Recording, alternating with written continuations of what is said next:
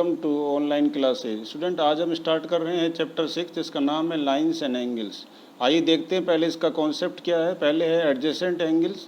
Adjacent angle किसे कहते हैं? एंगल तो आप पढ़ चुके हैं पहले, तो हम आगे जो है 9th के जो टॉपिक है उससे स्टार्ट कर रहे हैं। एडजेसेंट एंगल क्या होता है? If two angles have same vertex and a common arm then they are said to be adjacent angle. मतलब क्या है, आपके पास दो एंगल होंगे लेकिन आपको उसमें ये देखना है उन दोनों एंगल्स में एक आर्म कॉमन है कि नहीं, यानी कि एक साइड कॉमन है या नहीं। आर्म कह दो या साइड कह दीजिए। देखिए ओ बी जो है एक आर्म है, यह साइड है जो इस एंगल के 1 के अंदर भी है और 2 के अंदर भी है। और दूसरी बात, उसके अंदर एक कॉमन वर्टेक्स भी होना चाहिए। तो देखिए ये वर्टेक्स भी कॉमन है। ये वर्टेक्स ओ जो है इस सी ओ बी एंगल का भी है, वर्टेक्स जो है बी ओ ए एंगल का भी है। तो ये वर्टेक्स भी कॉमन है और आर्म भी कॉमन है। तो ये दोनों एंगल 1 और 2 एडजेसेंट एंगल कहलाएंगे।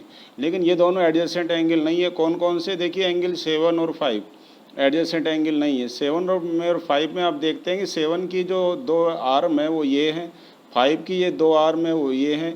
अब इन चारों आर्म में कोई भी कॉमन नहीं है, तो ये दोनों एंगल 5 और 7 एडजेसेंट नहीं कहलाएंगे। और आप क्या देख रहे हैं? They do not have a common arm, ये मैंने लिख दिया है।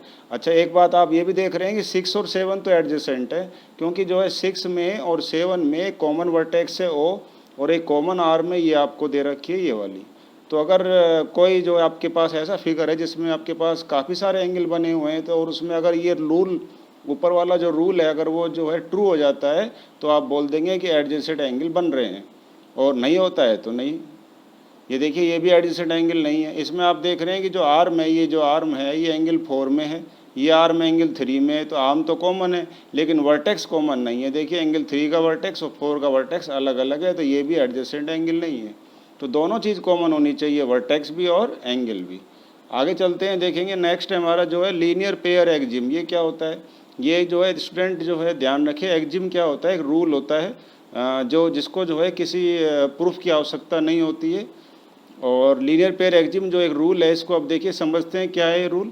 यदि इफ़ ए रे स्टैंड्स ऑन ए लाइन, यदि एक रे जो है किसी लाइन पर स्टैंड करती है तो देन क्या होता है? Sum of the two adjacent angle जो है क्या होता है? 180 डिग्री होता है। तो ये देखिए एक रे है ओ ए, ये स्टैंड कर रही है लाइन पर, यानी आपके पास अगर ये आ जाता है कि एक रे स्टैंड करती है लाइन ओ ए लाइन पर, तो आपको ये बोलना है उस रे के लेफ्ट और राइट का जो एंगल है उनका जो सम होगा वो कितना होगा? 180 डिग्री होगा। तो सम ऑफ टू एडजेसेंट एंगल 180 होगा। ये रिजल्ट होगा। ये क्या निकलेगा? रिजल्ट, जब ये कंडीशन पूरी हो जाएगी। कंडीशन क्या है? रे स्टैंड करनी चाहिए लाइन पर, तो रे के लेफ्ट राइट के एंगल का सम क्या हो जाएगा? 180 हो जाएगा। अब ये कंडीशन उल्टी भी ट्रू है। उल्टी क्या है? यदि जो है हमारे पास जो है टू एंगल का सम, कौन से टू एंगल का? एडजेसेंट एंगल का, जिसमें एक कॉमन आर्म और वर्टेक्स होती है, उन टू एडजेसेंट एंगल का सम 180 हो जाता है। तो रिजल्ट क्या लिखेंगे? तब आप रिजल्ट लिखेंगे कि उन तीनों पॉइंट से बनने वाली जो है एक लाइन होगी। तो रिजल्ट क्या होगा? जो है 3 पॉइंट्स मिल करके एक लाइन बनाएंगे, ये रिजल्ट आएगा। आगे देखते हैं, थ्योरम है 6.1। थ्योरम और एक्जिम स्टूडेंट जो है ये फ़र्क है, ध्यान रखिए। ये एक्जिम है, ये एम बनाना है आपको। एक्जिम, थ्योरम और एक्जिम में ये फ़र्क है स्टूडेंट, ध्यान रखें कि जो थ्योरम में जो हमें जो है ट्रूथनेस को जो है चेक करना होता है, प्रूव करना होता है, लेकिन एक्जिम के अंदर हमें प्रूव करने की आवश्यकता नहीं होती है। तो थ्योरम में देखते हैं, इसको प्रूव करना है आपको। ये थ्योरम में भी क्या होता है? आपके पास एक कंडीशन होती है और दूसरा रिजल्ट होता है, और रिजल्ट को आपको प्रूव करना होता है। एक्जिम में प्रूव नहीं करना होता है किसको? रिजल्ट को। यहाँ पर हम रिजल्ट को प्रूव करेंगे। पहले देखते हैं कंडीशन क्या है। कंडीशन है इफ़ टू लाइन्स इंटरसेक्ट कर दें, ये तो कंडीशन है। तो रिजल्ट क्या निकलेगा? वर्टिकली अपोजिट एंगल इक्वल होंगे। ये देखिए आप यहाँ पर देख सकते हैं, ये देखिए टू लाइंस क्या हैं? ये एक दूसरे को इंटरसेक्ट कर रही है, एक सी डी है और एक क्या है? ए बी है। तो हमको क्या है कि ये शो करना है कि वर्टिकली अपोजिट एंगल क्या होंगे?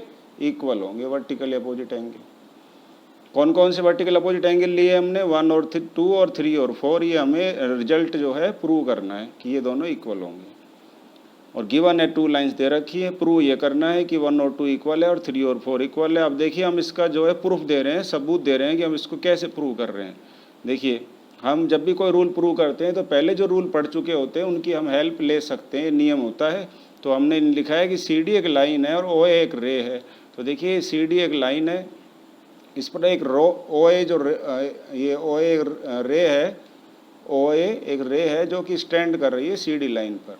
अब जब रे स्टैंड करती है तो हमने ऊपर अभी जो है रूल पढ़ा है, तो क्या होगा, ये लेफ्ट राइट के एंगल का सम क्या होगा, 180 हो जाएगा। ये देखिए, और रूल का नाम क्या है, लीनियर पेयर एक्जिम। अब सिमिलरली क्या बोलेंगे हम, ओसी जो है वो भी स्टैंड कर रही है ए बी पर। ये देखिए ओसी जो है इस ए बी लाइन पे स्टैंड कर रही है, तो इस ओसी के लेफ्ट और राइट का जो सम है वो भी 180 हो जाएगा। इसे भी लीनियर पेयर एक्जिम रूल से हम लिखेंगे। ठीक है, अब ये रूल लीनियर पेयर एक्जिम कहता है कि भाई लेफ्ट राइट का सम 180 हो जाएगा। अब हम क्या देखते हैं, इक्वेशन 1 और 2 से जो है 180 के हमारे पास दो आंसर आ गए हैं, इन दोनों आंसर को इक्वल कर देंगे तो ये 4 4 कैंसिल हो जाएंगे, 1 और 2 हमारा इक्वल आ गया। इस तरह से हमने ये प्रूव कर दिया कि यदि दो लाइन इंटरसेक्ट करती है तो एंगल 1 और 2 जो कि वर्टिकली अपोजिट एंगल है वो इक्वल रहते हैं। ठीक है, और ऊपर तो हमने प्रूव नहीं किया था कि 1 + 2 180 होते हैं, तो एक्जिम में हम प्रूव नहीं करते हैं, थ्योरम में हमें प्रूव करना होता है। ठीक है, उसकी ट्रुथनेस चेक करनी होती है। और अभी इसी तरह से हम लिखेंगे, सिमिलरली 3 और 4 भी इक्वल आ जाएंगे। जब कोई दूसरा प्रोसेस जो है पहले की तरह होता है, ये देखिए दूसरा प्रोसेस पहले की तरह होता है, तो आप दूसरे प्रोसेस को डिटेल में ना करें, ये लिख दें सिमिलरली 3 और 4 भी इक्वल होंगे, हैंस प्रूव्ड। हमारा प्रूव हो गया जो हमें प्रूव करना था। ठीक है, ये थ्योरम है, ये आ सकती है पेपर में, इम्पोर्टेंट भी है। आगे देखते हैं स्टूडेंट, हमारी एक्सरसाइज 6.1 है, इसमें मैंने कुछ जो डिफिकल्ट क्वेश्चन हैं वो कर दिए हैं। देखिए क्वेश्चन नंबर 1 है, गिवन आपको दे रखा है एंगल AOC और BOE जो है 70 डिग्री है। इन क्वेश्चंस को आप जो है अगर नेम वाइज देखेंगे तो बड़ा डिफिकल्ट होगा, समझ में जो है नहीं आएगा, या बहुत डिफिकल्टी होगी समझने में। तो हमने इस एंगल्स के जो है वर्ड जो लेटर्स में नाम न लिख करके उनके नाम जो है हमने डिजिट्स में लिख दिए हैं। देखिए एंगल AOC, ये देखिए एंगल 1 है ये रहा, तो मैंने इसका नाम एंगल 1 लिख दिया है। BOE का जो नाम है वो मैंने एंगल जो है 3 लिख दिया है। ये देखिए 3 इतना सा है, 3 लिख दिया है मैंने। 70 ऐसे कैसे लिख दिया है। तो आपको क्या करना है, ये बात ध्यान रखनी है कि नाम जो है नंबर में लिखें तो ईजी होगा समझने में, और बुक में आपको दे रखे हैं लेटर्स में तो आप उसको नंबर में बना लें। ठीक है, ऐसे ये दे रखा है 40 है तो इसका नाम मैंने 2 लिख दिया है, आप डायग्राम में देख सकते हैं, ये 2 है इतना सा। अब हमको फाइंड करना है एंगल 3 निकालना है, या क्या, और रिफ्लेक्स एंगल 5 निकालना है। ठीक है, एंगल 3 निकालना है ये वाला, और रिफ्लेक्स 5 निकालना है। अब हम यहाँ पर लिख रहे हैं कि सिंस CD जो ये सॉल्यूशन स्टार्ट हो गया है, सॉल्यूशन यहीं से स्टार्ट है। CD इंटरसेक्ट करती है AB पर। देखिए CD जो लाइन है ये इंटरसेक्ट कर रही है किस पर, AB पर। तो देखिए ये CD लाइन आ रही है पूरी, तो ये जब दो लाइन इंटरसेक्ट करती है तो वर्टिकली अपोजिट एंगल इक्वल हो जाते हैं। अभी हमने पढ़ा है रूल। अब दो रूल हो चुके हैं, एक तो लीनियर पेयर एक्जिम और एक वर्टिकली अपोजिट वाली थ्योरम। अब दोनों रूल का हम यूज कर सकते हैं। तो एंगल 1 इक्वल है हमारे पास कितना आ गया, 40 का, क्योंकि 2 जो है 40 दे रखा है, ये देखिए, तो 1 भी 40 हो गया। ठीक है, और नाउ 1 + 3 कितना है, 70 है, गिवन है। अब उसमें से हमने कर दिया कि जो एंगल 3 है ये देखिए 70 - 1 हो जाएगा, और 1 की वैल्यू डाल देंगे क्योंकि 1 की निकाल चुके हैं। कितनी आई है, 40 है, डाल दो, ये आंसर आ गया। ऐसे ही आगे देखेंगे एंगल 1 + 4 180 है। देखिए 1 + 4, ये 1 छोटा सा और ये 4।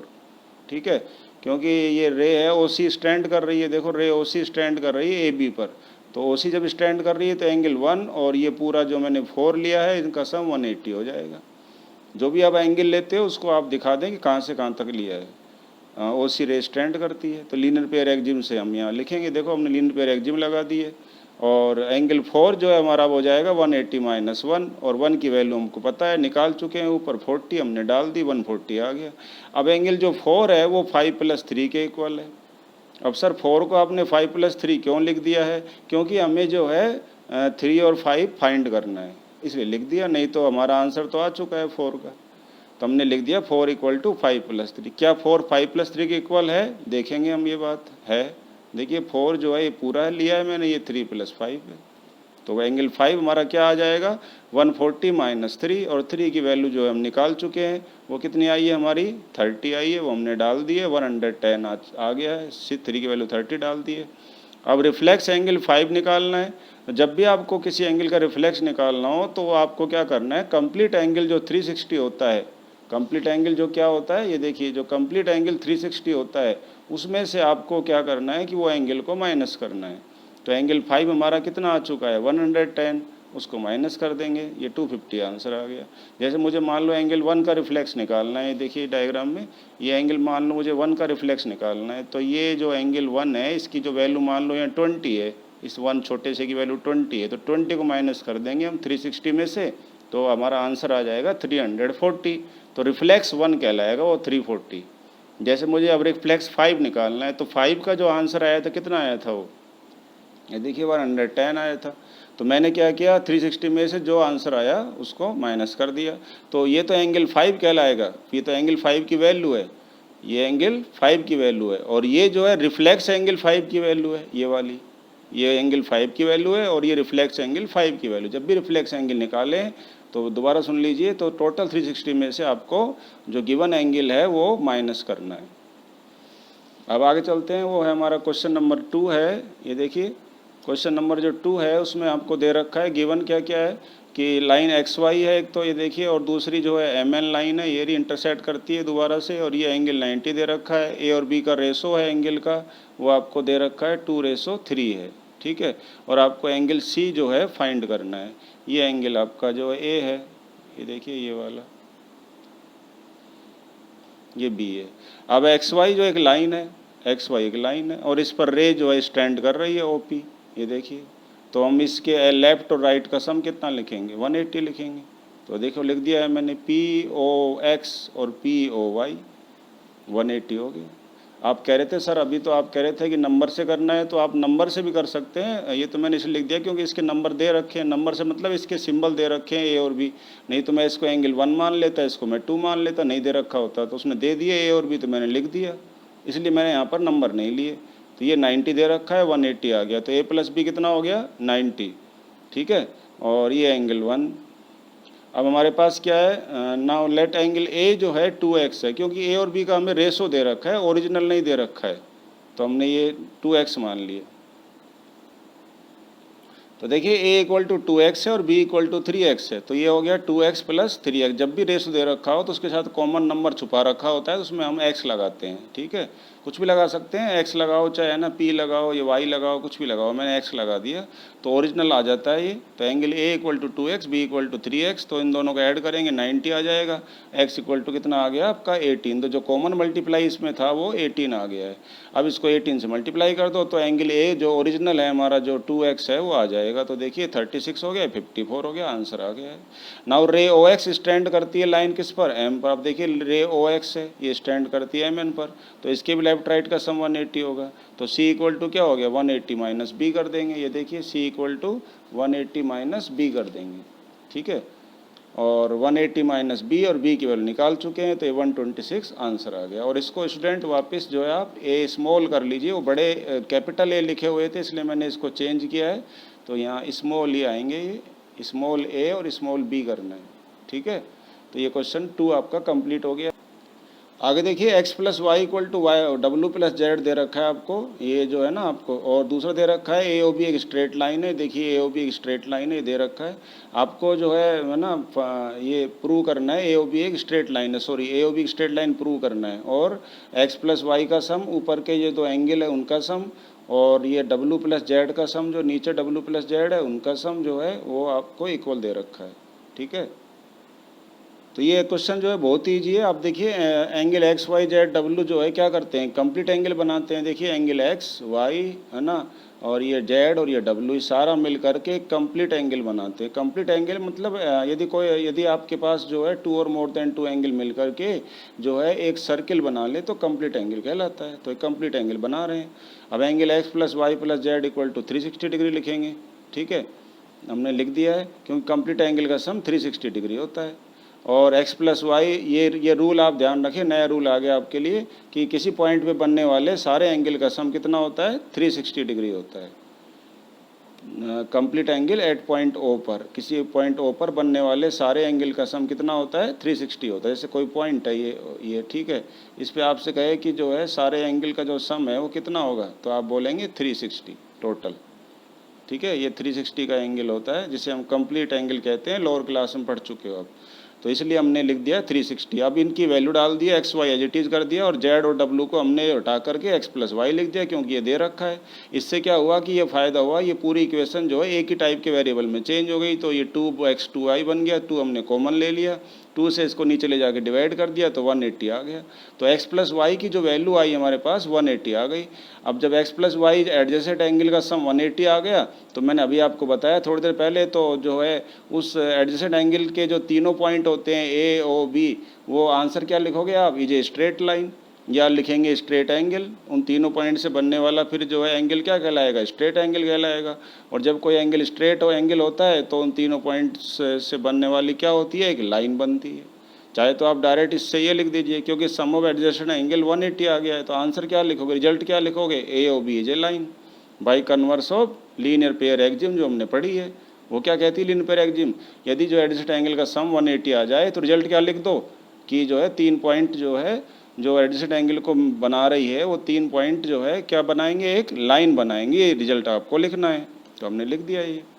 अगला क्वेश्चन नंबर जो 5 है वो क्या है, देखिए given P O Q is a line and ray O are stand करती है पी क्यू पर। देखिए पी ओ क्यू एक लाइन है, ओ आर स्टैंड कर रही है, और ओ एस जो है between O P and O R है। देखिए ओ एस है पी ओ पी के और ओ आर के बीच में है, ठीक है। अब हमें ये लाना है R O S equal to half Q O S minus P O S. अब ऐसे समझ में नहीं आएगा, इसलिए मैंने इसके भी नंबर डाल दिए हैं। तो हमें ये लाना है angle 3 minus angle 2। Q O S क्या है, देखिए क्यू ओ एस जो है Q O S, Q O और एस, इसको हमने 3 मान लिया है, और पी ओ एस को जो है पी ओ एस को हमने 2 लिया है, और ये एंगल 1 लिया है। आर ओ एस देखिए आर ओ एस ये 1 लिया है हमने। तो हमें एक्चुअल में ये लाना है कि जो एंगल 1 है, बीच का जो छोटा सा जो एंगल है, ये इतने बड़े एंगल 3 और 2 के डिफरेंस के 2 के डिफरेंस के हाफ के इक्वल होता है, ये आपको लाना है। तो यानी कि आप एक दूसरे लैंग्वेज में ये भी कह सकते हैं, आपको 1, 3 और 2 के बीच में है ना लिंक लाना है, इनको रिलेट करना है 1, 3 और 2 को।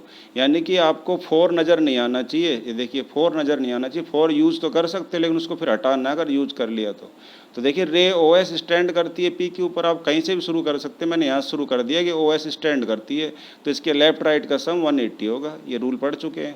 ऐसे रे ओ आर स्टैंड करती है, इसके भी लेफ्ट राइट का सम 180 होगा। ये देखिए ओ आर के जो है इधर तो क्या है, एक तो 90 का है और दूसरा 2 + 1 है, ये 2 है और ये 1 है, 180 हो गया। अब हमने लिख दिया है कि 1 + 2 ऐसे कैसे, ये 90 है और 180 की वैल्यू तो 2 + 3 भी है, तो हमने यहाँ पर लिख दी। अच्छा ऐसा क्यों किया हमने, क्योंकि हमें ऊपर जो है लाना है ना आंसर, उसको बार बार देखना है। उस आंसर में 180 कहीं भी नहीं है, तो इसलिए हमको इसको हटाना था, इसलिए हमने यहाँ पर 2 + 3 लिख दिया। ठीक है, आप ध्यान रखें बार बार ऊपर सभी। देखिए एक हिंट और मिल रहा है, 90 भी हटाना पड़ेगा, 90 नहीं है यहाँ पर, तो हमको तो जो है ये करना है। तो ये एंगल 1 एज इट इज, अब 90 को हमने नंबर के फॉर्म में लिख दिया। देखिए ये एंगल 90 है, तो ये एंगल क्या बचेगा, 1 + 2, ये भी 90 बचेगा। देखिए तो 1 + 2 लिख दिया मैंने, और इक्वल टू 3 है, ऐसे कैसे लिख दिया। अब ये 2 टाइम एंगल 1 हो गया, और ये जो है 2 इधर चला गया, 3 - 2 हो गया। और जो मल्टीप्लाई में 2 है वो किस में आ जाएगा, डिवाइड में आ जाएगा। ठीक है, तो ये हमारा जो है प्रूव हो चुका है। देखिए ये यहाँ ला रखा है। अब बाद में क्या करना है आपको, उसका वही नाम लिख दो जो बुक वाले ने लिखा है। तो हमने एंगल 1 का नाम क्या लिख दिया, आर ओ एस, ये आर ओ एस हो गया, और बाद में यहाँ क्यू ओ एस और यहाँ पी ओ एस लिख देंगे, हैंस प्रूव्ड। शुरू में आप नाम बदल लो और वही आप प्रूव कर दो, और बाद में जो है जिस नाम को आपने जो लिया था वही लिख दो उसको वापस। देखिए इस तरह से, जो आपने 3 को क्यू एस लिया था क्यू एस लिख दो, 2 को ये लिख दो, और 1 को आपने आर ओ एस लिया था आर ओ एस लिख दो। ऐसे लिख करके आप प्रूव कर सकते हैं। ये लास्ट क्वेश्चन देखिए स्टूडेंट 6 है, इसमें लिखा है एक्स वाई पी एक लाइन है, और एंड जो है जेड वाई क्या है, एक रे है। ठीक है, ये आपको दे रखा है। देखिए स्टूडेंट मैंने इसमें आपका जो है डायग्राम बना दिया है। आपको गिवन है कि एक्स वाई जेड 64 है। देखिए एक्स वाई और जेड जो है आपका ये 64 दे रखा है, एक्स वाई जेड, और इसको प्रोड्यूस किया गया है पी तक, एक्स वाई को ये पी तक प्रोड्यूस किया है। वाई क्यू बाइसेक्ट कर रही है, वाई क्यू बाइसेक्ट कर रही है किसको, जेड वाई पी को, जेड वाई पी एंगल को, और इसलिए एंगल 1 और 2 क्या होंगे आपस में, ये इक्वल होंगे। इक्वल का साइन बना सकते हैं ऐसे। और आपको फाइंड जो करना है वो ये फाइंड करना है क्या, ये गिवन है, और फाइंड क्या करना है, एक्स वाई क्यू जो एंगल है वो कितना है, एक्स वाई और Q angle x Y Q, यानी कि एंगल जो है 3 है, आपको फाइंड करना है, 3 लिख दिया है मैंने। और एक आपको रिफ्लेक्स एंगल 1 फाइंड करना है, तो पहले हम 1 फाइंड करेंगे, फिर उसको 360 में से माइनस कर देंगे तो रिफ्लेक्स आ जाएगा। ठीक है, तो अभी देखिए एक्स वाई पे एक लाइन है और जेड वाई जो है रे, मैंने आपको बताया जेड वाई एक रे है, एक्स वाई एक लाइन है। ठीक है, और एंगल 64 जो है प्लस ये जो लेफ़्ट राइट में जो एंगल है वो इसके जो है ऐड कर देंगे, 180 हो जाएगा। और अब 1 + 2 जो है एज इट इज़ मैंने ले लिया है, 180 - 64 कर दिया, 116 आ गया है। अब एंगल 2 जो है 1 के इक्वल है, ये देखो दे रखा है, तो हमने ऐसे लिख दिया है। और ये हमारे पास एंगल जो है 2 × 1 हो जाएगा ये, तो जो 2 × 1 होगा, यहाँ पर जो 2 आएगा उसको हम नीचे ले जाएंगे, तो हमारे पास वैल्यू आएगी 58 एंगल 1 की। तो एंगल 1 58 आ गया है। अब एंगल 1 आ चुका है तो इसका रिफ्लेक्स तो आसान है, 360 में से इसको हटा देंगे, तो देखिए ये 58 आ गया। Now reflex angle Q I P, इसका नाम 1 का क्यू आई पी है, तो 1 का रिफ्लेक्स मतलब क्यू आई पी का रिफ्लेक्स, क्यू आई पी का रिफ्लेक्स जो है 360 में से माइनस करके 302 हो गया, ये आंसर आ गया। अब एंगल एक्स वाई क्यू निकालना है, तो देखिए एक्स वाई क्यू, आपका जो एंगल एक्स है ये वाई है और एक क्यू है, तो ये ऊपर ये भी पूछा है आपसे, देखिए तो 64 में एंगल 2 जोड़ देंगे। अब 2 की वैल्यू क्या है, 1 के बराबर है। ठीक है, तो 64 प्लस क्या कर देंगे 58, ये आ गया 122। तो इस तरह से जो आपको इन क्वेश्चंस में ध्यान रखना है कि क्या गिवन है और क्या आपको फाइंड करना है, और जो फाइंड करना है उसके लिए गिवन की हेल्प लेते हुए आपको लिंक बनाना होता है इन क्वेश्चन में, फिर आप ये कर पाएंगे। ठीक है, तो कम से कम 2 बार देखिए वीडियो को और कॉन्सेप्ट को 2 बार पढ़िए, 2 बार है ना सुनिए समझिए, तभी आप अच्छे से इनको कर पाएंगे। और कोई क्वेरीज हो तो बताइएगा, I will try to solve that. तो आज के लिए इतना ही, मिलते हैं नेक्स्ट वीडियो में। Till then good bye.